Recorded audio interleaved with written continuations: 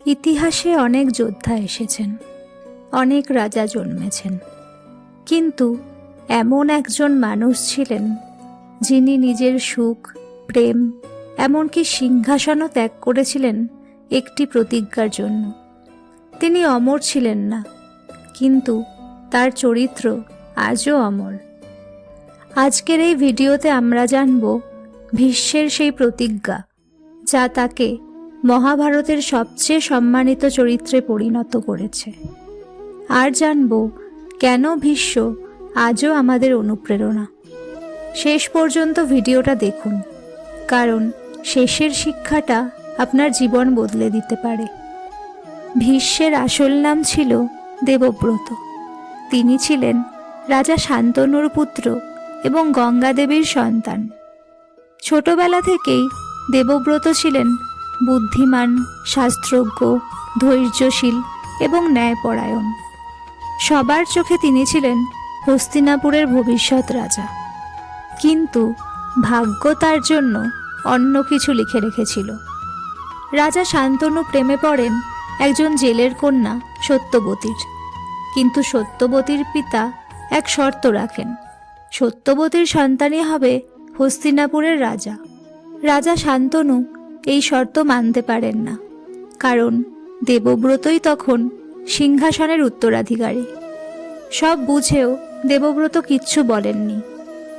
কিন্তু একদিন তিনি দেখলেন তার পিতার চোখে দুঃখ, মুখে নীরবতা। সেই দিন দেবব্রত সবার সামনে দাঁড়িয়ে বললেন তিনি সিংহাসনের দাবি ত্যাগ করবেন, তিনি আজীবন ব্রহ্মচর্য পালন করবেন, তিনি কখনো রাজা হবেন না। এই প্রতিজ্ঞা শুনে সমগ্র সভা স্তব্ধ হয়ে যায়। এই ভয়ঙ্কর প্রতিজ্ঞার পর থেকেই দেবব্রত পরিচিত হন ভীষ্ম নামে, কারণ এত কঠিন প্রতিজ্ঞা মানুষ কল্পনাও করতে পারে না। ভীষ্ম প্রমাণ করেছিলেন সফলতা মানে শুধু পাওয়া নয়, কখনো কখনো ছেড়ে দেওয়াও সফলতা। তিনি নিজের সুখ বিসর্জন দিয়ে পিতার সম্মান রক্ষা করেছিলেন। ভীষ্ম কখনো নিজের প্রতিজ্ঞা ভাঙেননি, পরিস্থিতি যত কঠিনই হোক না কেন। আজকের দিনে যেখানে মানুষ ছোটোখাটো কথায় কথা বদলে ফেলে, সেখানে ভীষ্ম শিখিয়ে যান কমিটমেন্টের প্রকৃত মানে। মহাভারতের যুদ্ধে ভীষ্ম জানতেন কৌরবরা অন্যায় করছে, তবুও তিনি যুদ্ধ করেছিলেন, কারণ তিনি ছিলেন হস্তিনাপুরের রক্ষক।